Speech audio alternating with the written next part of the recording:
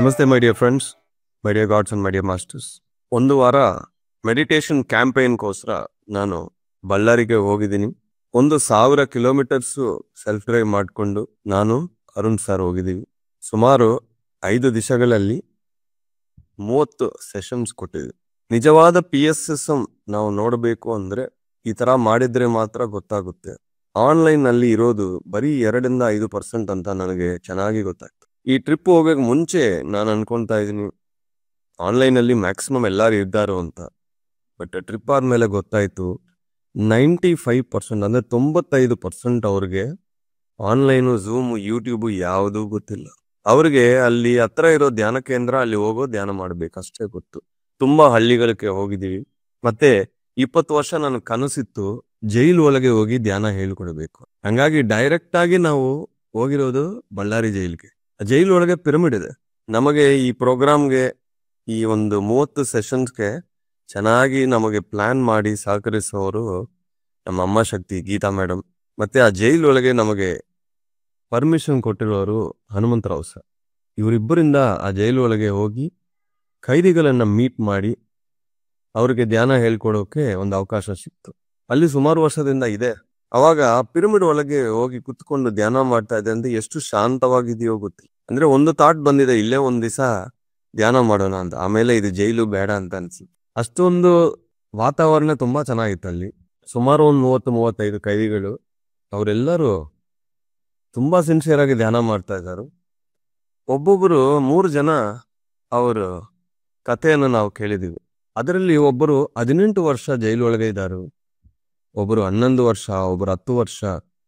ಒಂದು ಕ್ಷಣ ನನಗೆ ಅನ್ಸಿತ್ತು, ಲೈಫೇ ಇಲ್ವಾ ಅಲ್ವಾ, ಮೊತ್ತ ಲೈಫ್ ಹೋಯ್ತಲ್ವಾ ಅಂತ. ಇಲ್ಲ, ಆ ಸೋಲ್ಗೆ ಈ ಒಂದು ಅನುಭವ ಬೇಕು ಅಂತ ಆ ಥರ ಡಿಸೈನ್ ಮಾಡ್ಕೊಂಡು ಬಂದು.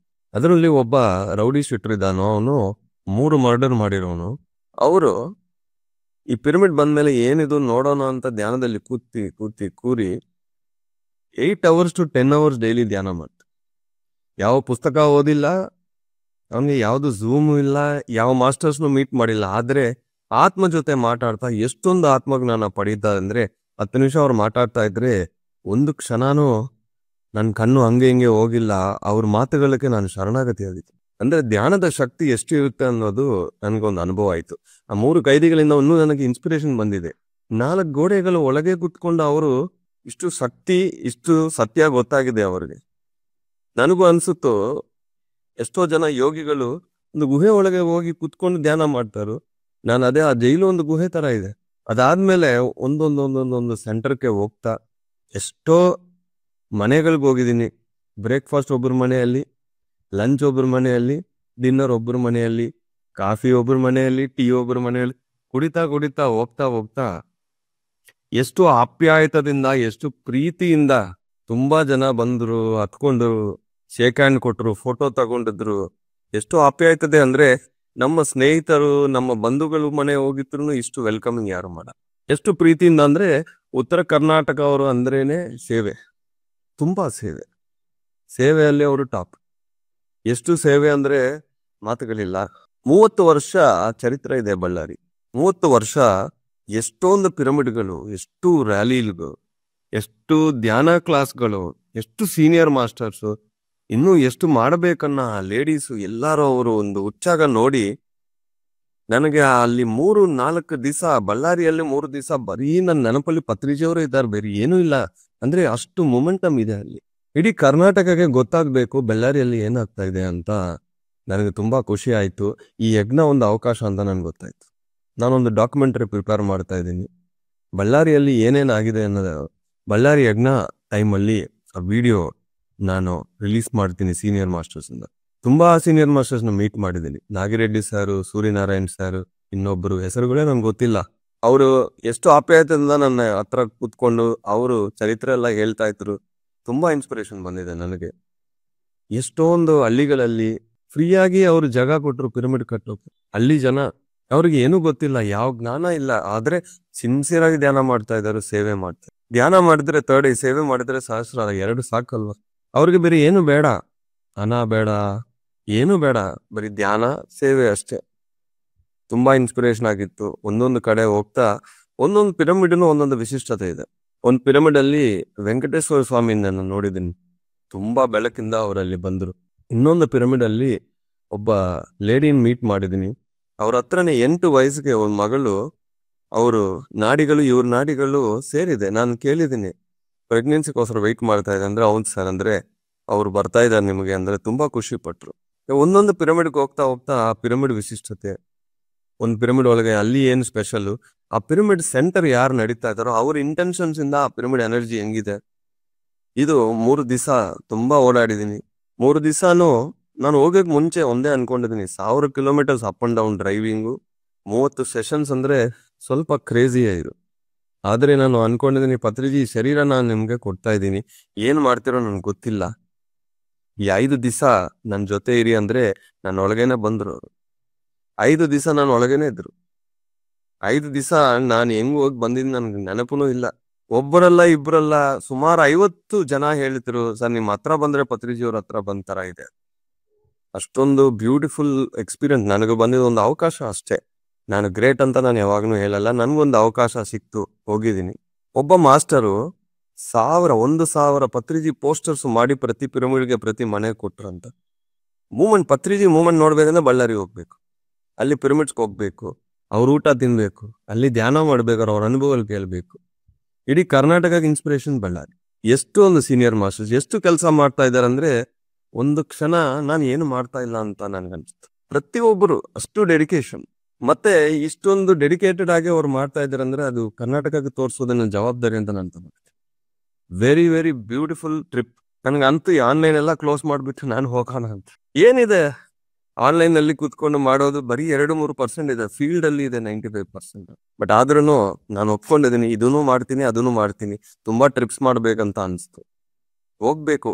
ಈಗ ಯಜ್ಞಕ್ಕೆ ಕರೆಯೋಕೆ ನಾನು ಹೋಗಿದ್ದೀನಿ, ತುಂಬಾ ಕಮ್ಮಿ ಟೈಮು, ಅಂದ್ರೆ ಒಂದೊಂದು ಕ್ಲಾಸ್ ಅಲ್ಲಿ 30 ಮಿನಿಟ್ಸ್ 40 ಮಿನಿಟ್ಸ್ 1 ಅವರ್ ಅಷ್ಟೇ ಆಗಿತ್ತು. ಬಟ್ ಈಗ ಯಜ್ಞ ಆದ್ಮೇಲೆ ಒಂದೊಂದು ಕಡೆ ಹೋಗಿ 1 ಡೇ ಸ್ಟೇ ಮಾಡಿ ಅವ್ರಿಗೆ ಆ ಜ್ಞಾನ ಕೊಡ್ಬೇಕಂತ ಅನ್ಸ್ತು. ಸೋಮಸಮುದ್ರ ಅಂತ ಒಂದು ಹಳ್ಳಿಗೆ ಹೋಗಿದ್ದೀನಿ, ತುಂಬಾ ಡೆಡಿಕೇಟೆಡ್ ಮಾಸ್ಟರ್ಸ್. ಆ ಪಿರಮಿಡ್ ಅಲ್ಲಿ ಕುತ್ಕೊಂಡಿದ್ರೆ ಮಾತ್ರ ನಾನು ಹೇಳಿದ್ನಿ 2 ಅವರ್ಸ್ 3 ಅವರ್ಸ್ ಎದ್ದೊಳಕ್ಕೆ ಆಗಲ್ಲ, ಅಷ್ಟೊಂದು ಎನರ್ಜೀಸ್ ಇದೆ. ಮತ್ತೆ ಬನ್ನಿ ಅನ್ನೋದು ಹೋಗಿ ಬರ್ರಿ ಆಯ್ತು. ನನ್ನ ಲ್ಯಾಂಗ್ವೇಜ್ ಅಲ್ಲಿ ತುಂಬಾ ಚೇಂಜಸ್ ಬಂದಿದೆ. ತುಂಬಾ 3 ದಿವಸ 5 ದಿವಸ ಉತ್ತರ ಕರ್ನಾಟಕ ಊಟ, ಉತ್ತರ ಕರ್ನಾಟಕ ಗಾಳಿ, ನೀರು, ಭಾಷೆ ಎಲ್ಲ ಒಳಗೆ ಹೋಗಿತ್ತು. ಮಾತುಗಳಲ್ಲೂ ಸ್ವಲ್ಪ ಚೇಂಜ್ ಬಂದಿದೆ. ತುಂಬಾ ಚೆನ್ನಾಗಿತ್ತು ಒಂದು ಟ್ರಿಪ್ಪು. ಎಲ್ಲಿ ಹೋಗಿದ್ರು ಆಪ್ಯಾಯತೆ. ಅಲ್ಲಿಂದ ನಾವು ಏನೊಂದು ಪಿರಮಿಡ್ಗೆ ಹೋಗಿದ್ವಿ. ಎಷ್ಟು ಹೋಗಿದ್ವಿ ಅಂದ್ರೆ ನೆನಪೇ ಬರ್ತಾ ಇಲ್ಲ.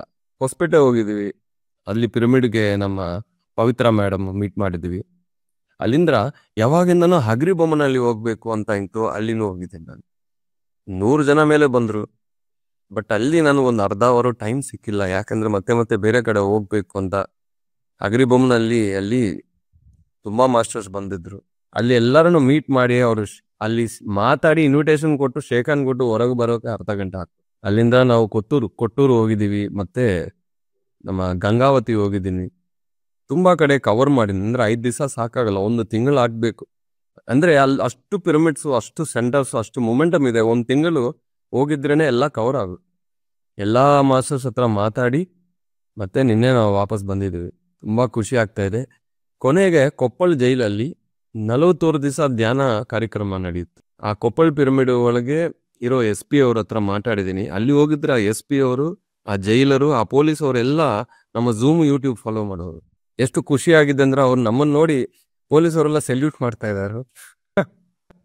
ತುಂಬಾ ಲಘು ಬರ್ತಾ ಇದೆ. ಬಟ್ ಅದೊಂದು ಬೇರೆ ಪ್ರಪಂಚ, ತುಂಬಾ ಚೆನ್ನಾಗಿತ್ತು. ಆ ಜೈಲ್ ಒಳಗೆ ಹೋಗಿ ಅವ್ರ ಹತ್ರ ಹೋಗಿದ್ರೆ ನಾನು ಚೀಫ್ ಗೆಸ್ಟ್ ಅಂತ ಕರೆದಿದ್ರು. ಆಯ್ತು, ಇದೊಂದು ಅನುಭವ, ಹೋಗೋಣ ಅಂತ. ಸುಮಾರು ನಮ್ಮ ಕೊಪ್ಪಳ ಮಾಸ್ಟರ್ಸ್ ಎಲ್ಲರೂ ಬಂದ್ರು. ನಮ್ಮ ಗೀತಾ ಮೇಡಮ್, ಅರುಣ್ ಸರ್ ಇದ್ರು, ಮತ್ತೆ ನಮ್ಮ ಹನುಮಂತರಾವ್ ಸರ್ ಇದ್ದರು, ಪಾಟೀಲ್ ಸರ್ ಅಂತ ತುಂಬಾ ಏಜ್ ಪರ್ಸನ್ ಅವರು. ಅವ್ರ ಮಿಸ್ಸಸ್ ಕೊಪ್ಪಳನ ತುಂಬಾ ಚೆನ್ನಾಗಿ ನೋಡ್ಕೊಳ್ತಾ ಇದ್ದಾರೆ. ಅಲ್ಲಿ ಆ ಸೆಷನ್ ನಲ್ಲಿ ಆ ಕೈದಿಗಳಿಗೆ ತುಂಬಾ ಇನ್ಸ್ಪಿರೇಷನ್ ಕೊಟ್ಟಿದ್ದೀನಿ ನಾನು. ಇಲ್ಲಿಂದ ನೀವು ಹೊರಗೆ ಬಂದ್ರೆ ಒಬ್ಬ ಯೋಗಿಯಾಗಿ ನೀವು ಬರಬೇಕು, ಮತ್ತೆ ಇವನು ಯಾಕಪ್ಪ ಬಂದಿದ್ದಾನಂತ ನಿಮ್ಮ ಹಳ್ಳಿಯಲ್ಲಿ ಯಾರು ಅನ್ಸ್ಕೋಬಾರದು ಅಂದ ತಕ್ಷಣ ಅವ್ರಿಗೆ ತುಂಬಾ ಇನ್ಸ್ಪಿರೇಷನ್ ಬಂದಿದೆ, ಧ್ಯಾನ ಮಾಡಬೇಕು. ಮತ್ತೆ ಆ ಜೈಲೆಲ್ಲ ಒಂದು ಟೂರ್ ಮಾಡಿದೀವಿ. ಮತ್ತೆ ಆ ಕೈದಿಗಳಿಗೆ ಏನು ಊಟ ಕೊಡ್ತಾರೋ ಆ ಊಟ ನಾವೆಲ್ಲ ತಿಂದ್ವಿ. ಪಲಾವ್ ಮಾಡಿದಾರಂತ ಹೇಳಿದ್ದಾರೆ. ನಾನು ನಮಗೆ ನಾಚಿಕೆ ಇಲ್ಲ ಅಲ್ವಾ, ಡೈರೆಕ್ಟ್ ಆಗಿ SP ಸರ್ ಹತ್ರ ಕೇಳಿದ್ದೀನಿ, ಸರ್ ಇದರೊಳಗೆ ಬೆಳ್ಳುಳ್ಳಿ ಏನಾದ್ರು ಇದೆಯಾ ಅಂದ್ರೆ, ಒಬ್ಬ ಕೈದೆ ಕುಕ್ ಮಾಡ್ತಾನ, ಅವ್ನು ಬಂದಿದ್ದಾನೆ, ಅದರಲ್ಲಿ ಬೆಳ್ಳುಳ್ಳಿ ಇದೆ ಅಂದ್ರೆ, ಇಲ್ಲ ಸರ್ ಡೈಲಿ ಬೆಳ್ಳುಳ್ಳಿ ಹಾಕ್ತಿವಿ, ಬಟ್ ಏನೋ ಆಯ್ತು ನಿನ್ನೆ ಲಿಸ್ಟ್ ಅಲ್ಲಿ ಬೆಳ್ಳುಳ್ಳಿ ಮತ್ತೋಗಿತ್ತು, ಸೊ ಬೆಳ್ಳುಳ್ಳಿ ಇಲ್ಲದೆ ನಾವು ಊಟ ಮಾಡಿದ್ವಿ ನೋಡಿ, ಆ ಒಂದು ದಿವಸ ಮಾತ್ರ. ಸೊ ಅವ್ರಿಲ್ಲ ಸರ್ ನಾವು ಬೆಳ್ಳುಳ್ಳಿ ಬಗ್ಗೆ ಗೊತ್ತಿಲ್ಲ ಅಂದ್ರೆ, ಇಲ್ಲ ಸರ್ ಎಲ್ಲೇ ಹೋಗಿದ್ರು ನಾವು ಪ್ರಿನ್ಸಿಪಲ್ಸ್ ಕಾಂಪ್ರಮೈಸ್ ಆಗೋದು, CM ಆಗಲಿ PM ಆಗಲಿ SP ಆಗಲಿ ನಾವು ಕೇಳಬೇಕು. ಅಲ್ಲಿ ಹೋಗಿ ನಾಚಿಕೆಯಿಂದ ನಾವು ಮಾಡಬಾರ್ದು. ಯಾರು ಕೇಳಿಲ್ಲ, ನಾ ಕೇಳಿದ್ದೀನಿ, ಅರುಣ್ ಸರ್ ಹೇಳಿದ್ರು, ಸೊ ಒಂದ್ಸತಿ ಕೇಳಿದ್ರೆ ವೆರಿಫೈ ಮಾಡ್ಕೋಬೇಕು ಅಂತ. ಪ್ರಿನ್ಸಿಪಲ್ಸ್ ಕಾಂಪ್ರಮೈಸ್ ಆಗ್ತಾರೆ. ಮತ್ತೆ ಕೊಪ್ಪಲ್ ಪಿರಮಿಡ್ಗೆ ಹೋಗಿ ಅಲ್ಲಿನೂ ಧ್ಯಾನ ಮಾಡಿಸಿ ಅಲ್ಲಿ ಪಿರಮಿಡ್ ಅನ್ನ ವಿಸಿಟ್ ಮಾಡಿ ಮತ್ತೆ ವಾಪಸ್ ಬಂದಿದ್ದೀವಿ. ತುಂಬಾ ಖುಷಿ ಆಗ್ತದೆ. ಈ ಟ್ರಿಪ್ ಅಂತ ನನಗೆ ಲೈಫಲ್ಲಿ ಫಸ್ಟ್ ಟೈಮು ನಾನು ಇಷ್ಟೊಂದು ಓಡಾಡಿ ಇಷ್ಟೊಂದು ಕ್ಲಾಸಸ್ ಲೈಫ್ ಟಚ್ ಮಾಡಿದ್ದೀನಿ. ರಿಯಲ್ PSSM ಅಲ್ಲಿದೆ ಅಂತ ನನ್ಗೆ ಅನಿಸ್ತು. ಜೊತೆಗೆ ಒಂದು ವೆಜಿಟೇರಿಯನ್ ರ್ಯಾಲಿನೂ ನಾನು ಬಳ್ಳಾರಿಯಲ್ಲಿ ಅಟೆಂಡ್ ಮಾಡಿದ್ದೀನಿ. ಒಂದು 3-4 ಕಿಲೋಮೀಟರ್ ವಾಕ್ ಮಾಡಿ ಘೋಷಣೆ ಮಾಡ್ತಾ ಎಲ್ಲಾ ಸ್ಟ್ರೀಟ್ಸ್ ಅಲ್ಲಿನೂ ಹೋಗಿದ್ದೀವಿ.